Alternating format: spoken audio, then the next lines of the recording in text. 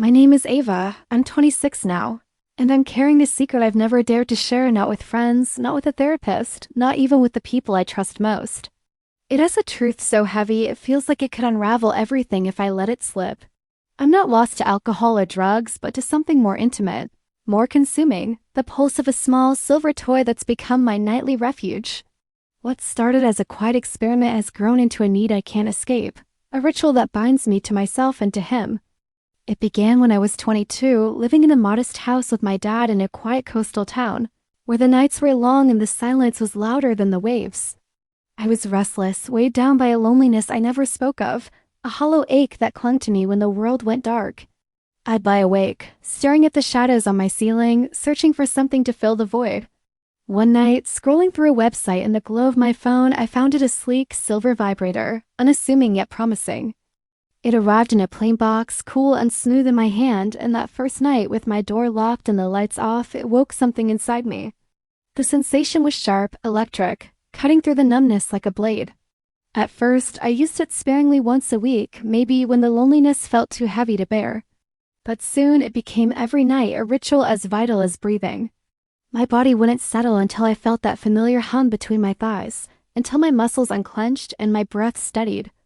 I built a private world around it, candles casting flickering shadows, soft music drifting from my speakers, my room a sanctuary where no one could reach me. I knew every curve of my body, every pressure point, how to tilt my hips, how to muffle my gasps into my pillow.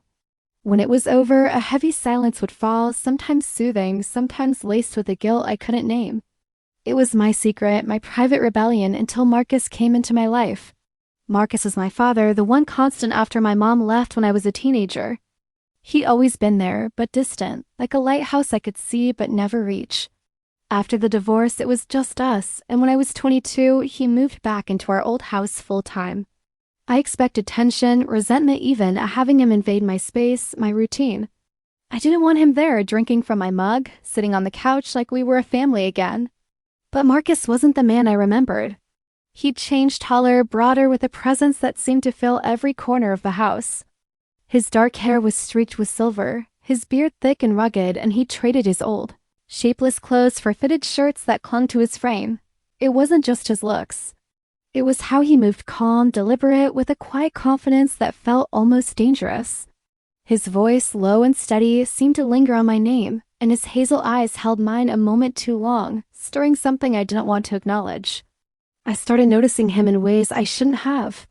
The way he smelled of cedar and clean cotton, the way his hands moved when he fixed the porch swing, strong and sure. I'd catch myself watching him when he worked in the garage, shirtless, sweat tracing the lines of his shoulders, or when he leaned over the kitchen counter, reading the paper, his jaw tight.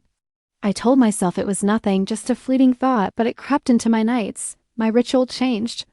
The toy wasn't just a release anymore, it was him.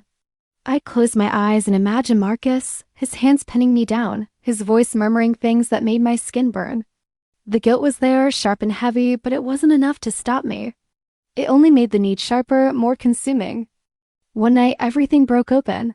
I just stepped out of his shower, my skin still warm, a towel wrapped loosely around me. As I passed his room, the door was ajar, and I heard it a low, primal sound, not from a stranger, but from him. My feet froze, my breath caught. I should have kept walking, but I didn't. I leaned closer, peering through the crack in the door.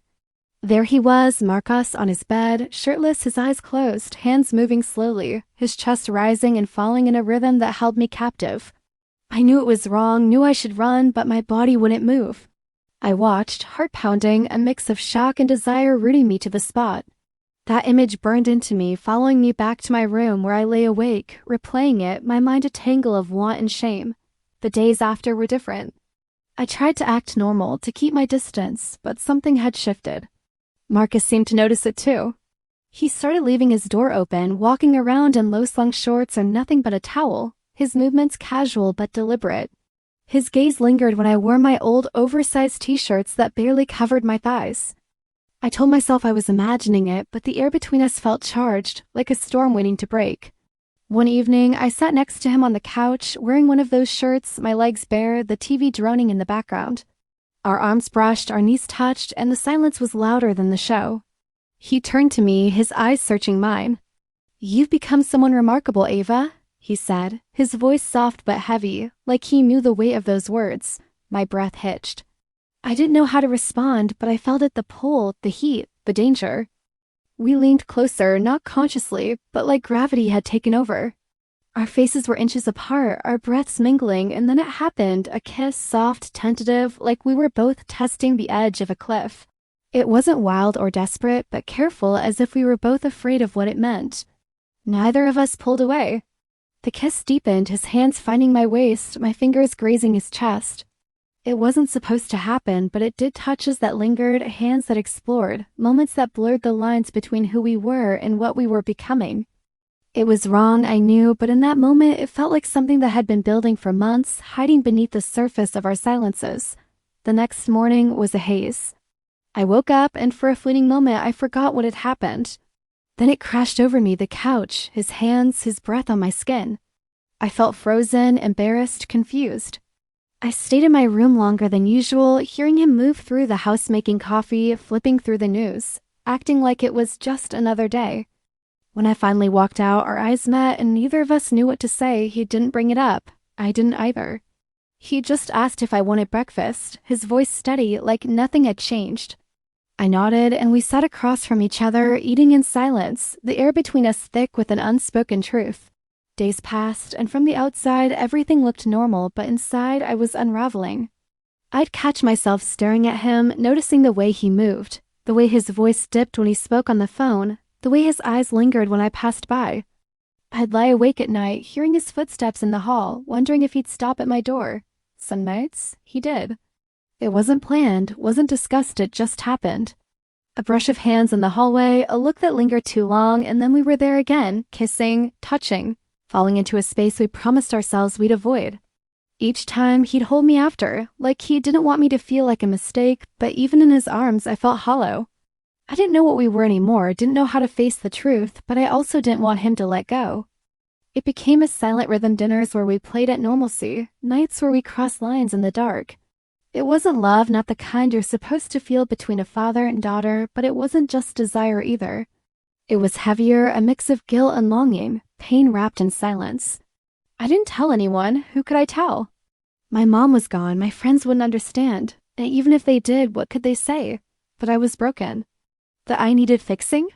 I asked myself what would happen if this got out, if he'd be taken away, if I'd be blamed. But Marcus never acted ashamed, never looked at me like I was wrong, and that confused me most. If he didn't regret it, should I? One evening, I passed his room and saw him sitting on the edge of his bed, staring at the floor, his shoulders heavy. I stood there, unseen, watching the man I'd pulled into my world. He looked lost, like he was carrying the same weight I was. It hit me then, this wasn't beautiful or healthy. It was a collision of two lonely people who'd lost their way. The next morning I packed a bag and told him I needed to stay with a friend for a while. He didn't ask why, just nodded, his eyes saying what his words didn't. We didn't hug, didn't say goodbye. I walked out and the door closed behind me like a full stop. It's been months since I left. We haven't spoken, haven't texted, haven't tried to bridge the gap. But I think of him every day, not with warmth, but with questions. How did we get here? Was it the loneliness, the absence of my mom, or something deeper we both refused to face? I don't have answers, and I don't expect forgiveness, not from him, not from myself. What I know is that I trusted someone too close, and it changed everything. This is my truth, messy and raw. I'm not the girl I thought I'd be, but I'm learning to live with who I am, to carry the weight of my choices and find a way forward.